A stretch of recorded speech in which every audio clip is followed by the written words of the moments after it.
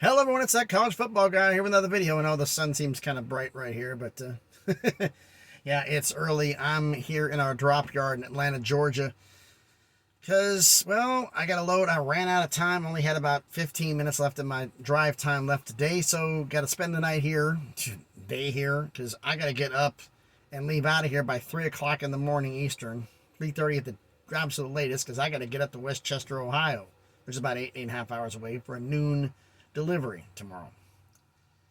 Gonna make things fun, huh? But anyway, it's about today's video that I promised him yesterday. Everybody asked me on there. I did the Power 5 coaches yesterday who were in the danger of being on the hot seat. And I said, well, about the group of 5, what should I do? Everybody said, do the 3 conferences we did to start the year. That's the American, the Mountain West, and the Sun Belt. That's the 3 I'm going to do here. Plus, I'm going to give you information about, since today's messed up and there's games going on tomorrow. I'm going to be driving, so I have no idea how dead tired I'm going to be or what's going on or everything else. Or cell signal, which may be the biggest point of all of this. What cell signal I'm going to have, but I'm going to make predictions on tomorrow's games. The 3 games for tomorrow. We'll do that after the predictions here. But anyway, let's talk about those coaches on the hot seat. What coaches have a losing record, after 1-2, 0-3? Who are the ones? In some cases, 0-2. Well, let's go with the American first. The American had 4 coaches with a losing record. 4. Let's start off with Houston, the team that was supposed to have been the best team in the group of 5. 1-2 to start the year. Dana Holgorsen, head coach. He's 20-17 as head coach at Houston. Yeah, he has 12-2 last year, but 20-17 overall. Which means if you take the 12-2 out, folks, he's 8-15. That's interesting. Could he possibly be on the hot seat? I don't, unless they completely fall flat on their face, I don't see it. I think they'd give him at least another year. I just don't see it. Now we got USF, the team that almost beat Florida. They're also 1-2. Their head coach is Jeff Scott, but he has a 4-20 career record. 4-20 career at USF. He's only played 2 full seasons, coached 2 full seasons. 1-8 and 2-10. Yikes. Yeah, I'd say he's on the hot seat. Now, the other school in there is also 1-2, and that's Temple. But that's Stan Drayton. He's in his year 1 as a head coach at Temple. He's in his year 1 of being a head coach, period. He's never been a head coach before. Most recently, he was the running back / run game coordinator coach for Texas. That's how he got this job. So he's definitely getting a pass because he's still in his first year. They're not going to fire him that early. And Temple, no, they're a little more patient. And the other coach is Navy. They're 0-2. The midshipman, Ken, I'll get his name right, Ken Niumatalolo. He's been the head coach at Navy since 2007. The military schools do not fire their coaches unless it's something absolutely atrocious. He's 105-77 at Navy. He's keeping his job even if they have a bad year. He's keeping his job. So really the only one, Dana Holgorsen possibly, but Jeff Scott, yeah, 4-20, 1-8 in the COVID year, 2-10 last year, and he's 1-2 now. Yeah, he's on the seat's getting a little warm there. The Mountain West, 5 schools. Now I've looked at this and thought automatically, UNLV's going to be on there. My Rebels when I was living in Vegas. No, UNLV's 2-1. 2-1. 2-1. The only game they lost was a 7-point loss to Cal. I'm still wrapping my head around this. Like, probably thinking, are we in the Twilight Zone? I mean, Duke and Kansas are going to play each other, both undefeated. That's one of my feature games for Saturday. That's going to be a fun one. Because whoever comes out of that game, I think is going to be ranked. Because if Duke beats Kansas, and I got Kansas in my top 25, Duke beats Kansas, they're going to get in. Minnesota's playing Michigan State. They beat Michigan State. They're in my top 25. Florida's going to get the break speed off them by Tennessee. They'll be out. Michigan State, they're in the bottom of my top 25. They lose to Minnesota. They're out. There's the 2 spots in. But anyway, getting ahead of myself. We got 5 head coaches that are on the hot seat. Are they? In the Mountain West. We got Fresno State, 1-2. That's Jeff Tedford. But he's in his first year since unretiring. He was the head coach at Fresno State from 2017 to 2019. He had a 25-14 record in his first run. Then he retired, and he's now come back for his second run. So he's not on the hot seat. He's going to be back. He'll be fine. The other coach, speaking of second run, San Diego State's 1-2. I doubt they're going to stay winless. That's Brady Hoke. Having troubles winning. Brady Hoke. In his second stint as head coach, he's 30-20 as a head coach, 4-4 in the COVID year, 12-2 last year. I don't see him having a problem. I see he's... I should say, was it 4-9? It's 12-2.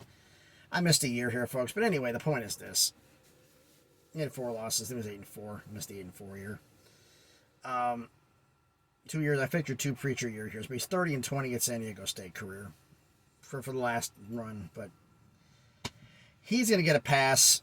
Another coach. Hawaii is 1-3.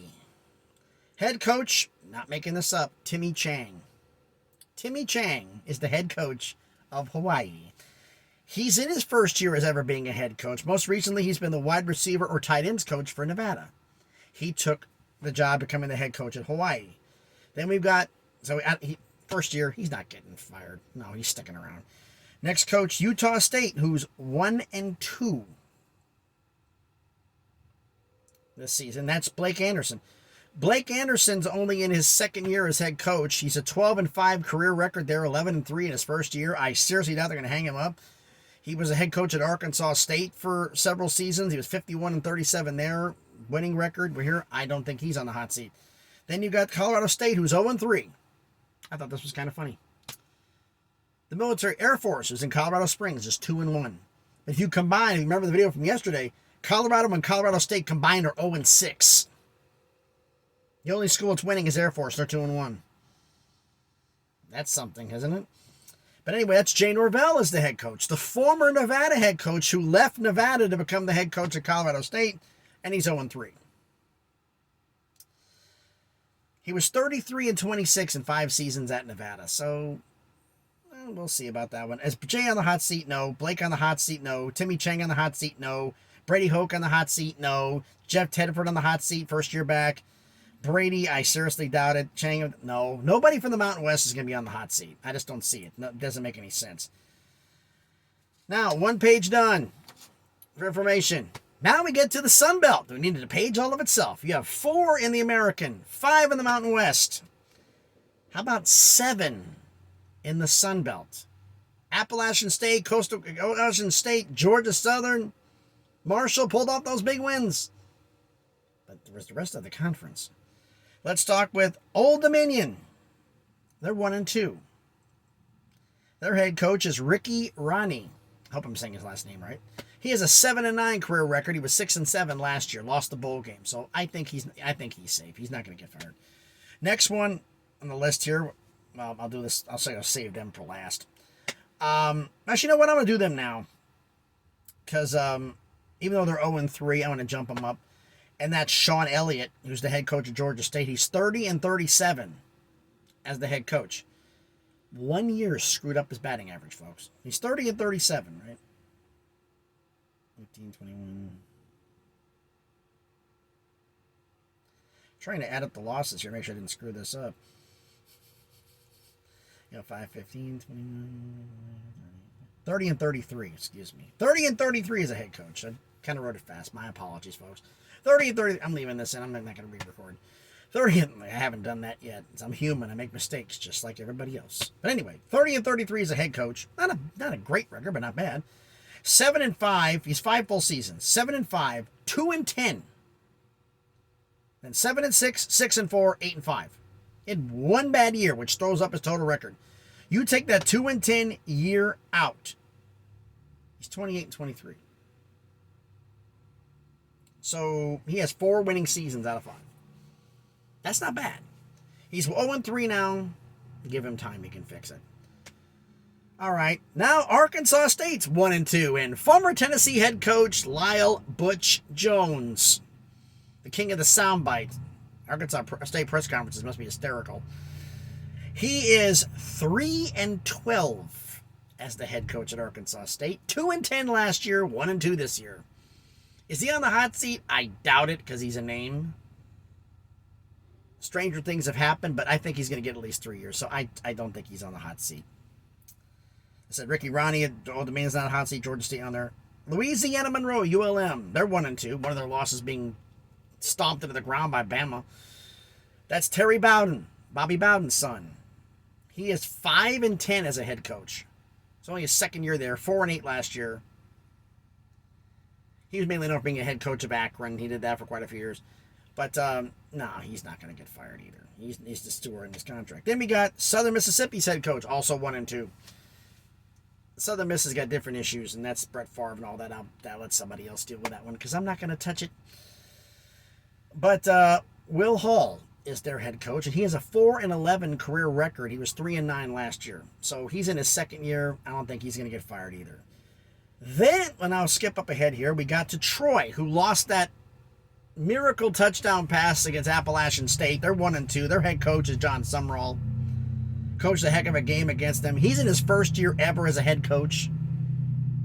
He's been a position coach all over the place, so I'm not going to give him. He gets a pass. He's in his first year ever as a head coach, so he's not going to get fired this year, so he's out. But then there's Texas State. Jake Spavital, Jake Spavital, 1-2 this year. Career record of 10-29. 3 full seasons as a head coach, 3-9, 2-10, 4-8. And he's 1-2. He doesn't get a winning record this year, get at least 6, I think 5 wins, he might get fired. He's got to get to a bowl game to keep his job.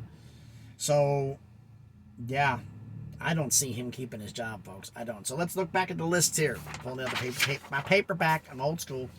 Who were the coaches on the hot seat? You could say Dana Holgorsen maybe, but I doubt it. So let's see. Who I realistically think's on the hot seat? USF, Jeff Scott. I think he's on the hot seat. Nobody in the Mountain West. Butch Jones, maybe, because he was 2-10 last year, but I highly doubt it. But Jake Spavital at Texas State. So basically, realistically, like, look at the coaches. You've got Houston Holgorsen, winning record. He's not going to get fired. Scott's 4-20. Drayton's first-year coach. Guntola's got a career 105 wins at Navy. He's not going anywhere. Fresno State, first-year coach. Brady Hoke, second-year head coach, or third-year coach in the second run. Timmy Chang, rookie head coach. Blake Anderson, second year. Jay Norvell, first year. So nobody in the Mountain West.